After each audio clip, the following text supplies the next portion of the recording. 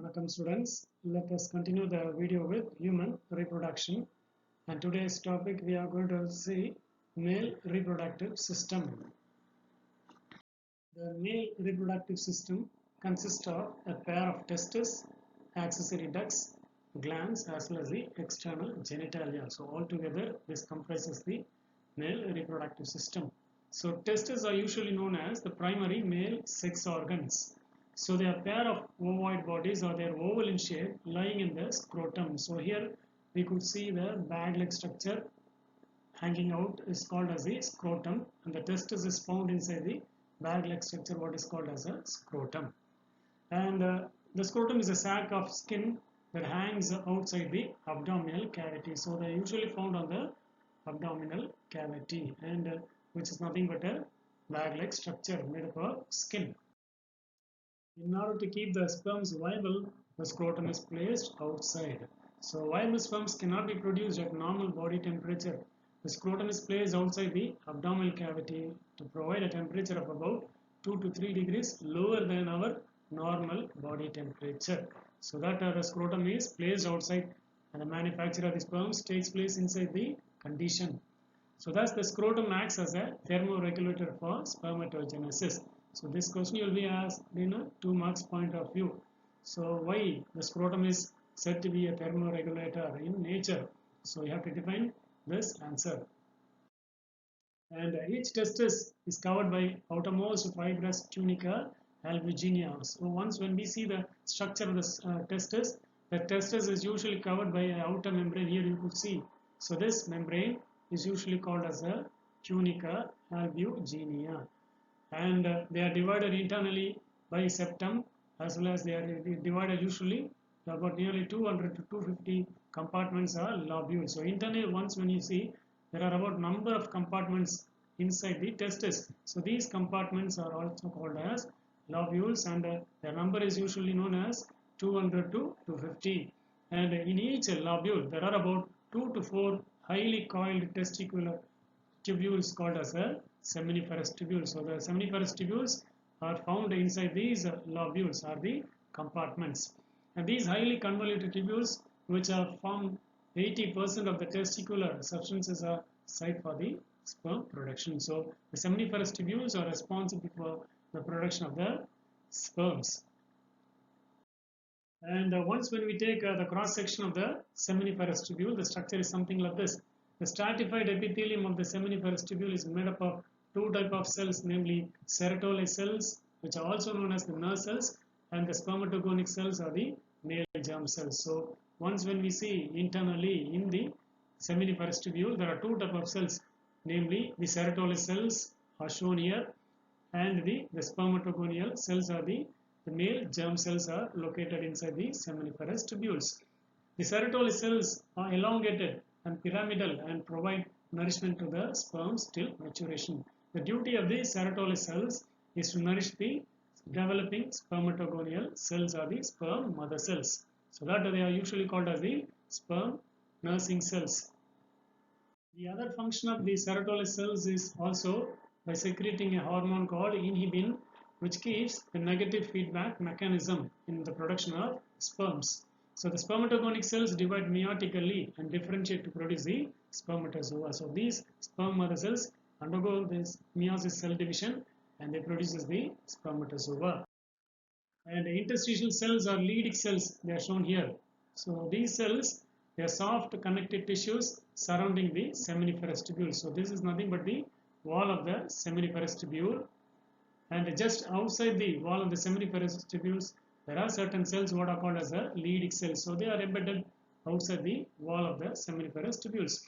These cells are endocrine in nature and secrete androgens, namely the male sex hormones, testosterone, a hormone which is initiating the process of the production of spermatogenesis. So the Leydig cells are responsible for the production of the androgens, and they are responsible for the production of the spermatogenesis.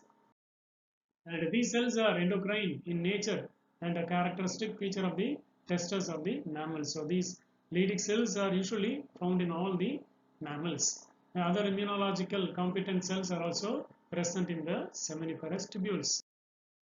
And The accessory ducts associated with the male reproductive system, nothing but it includes reed testis, vasa efferentia, epididymis, and vas deferens. Now here it is clearly shown the tubulus rectus is here, and the reed testis and epididymis as well as the vas deferens. These are nothing but the accessory ducts. So the seminiferous tubules, they are located here as shown in the lobules. Of each lobule converge to form a tubule rectus that conveys the sperms into the reed testis. All the seminiferous tubules combine to form or converge to form a network of tubules what are called as the tubulus rectus. So here the seminiferous tubules, they unite to form these network of structures what are called as the tubulus rectus. And these tubulus rectus unite to form the reed testis, and then they finally lead out to come out as the epididymis. The reed testis is a tubular network on the posterior side of the testis.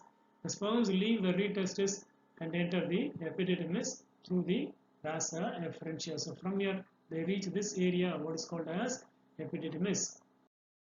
The epididymis is a single highly coiled tube that temporarily stores the spermatozoa. So that epididymis is also called as the storehouse of the spermatozoa, and where they are temporarily stored for some time, and they undergo physiological maturation and acquire increased motility and fertilizing capacity. Here the area where in epididymis they reach physiological maturation and they acquire increased motility and fertilizing capacity is reached in the epididymis. The epididymis leads to the vas deferens and joins the duct of the seminal vesicle to form the ejaculatory duct. Now here the epididymis on either side, here it is shown as well as on either side, and they unite to form as the vas deferens. On either side it comes out and it unites to form into the ejaculatory duct. So that the epididymis leads to the vas deferens and joins the duct of the seminal vesicle to form the ejaculatory duct, which passes through the prostate and opens into the urethra. Here it is shown.